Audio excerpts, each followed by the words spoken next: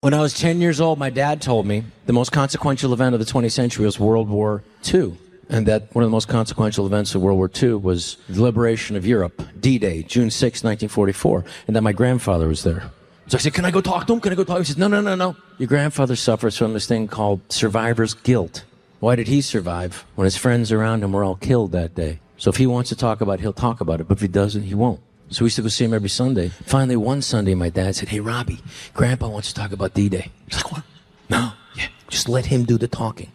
So I went in there, and I said, Grandpa, you going to tell us about D-Day, June 6, 1944, the liberation of Europe, Omaha Beach? What was that like? And I'll never forget, he told me. Well, I was sleeping in the morning. And since the Americans started attacking, I said, mach schnell weg auf, they are coming! They are coming! Herr Hitler was right! They are f***ing coming!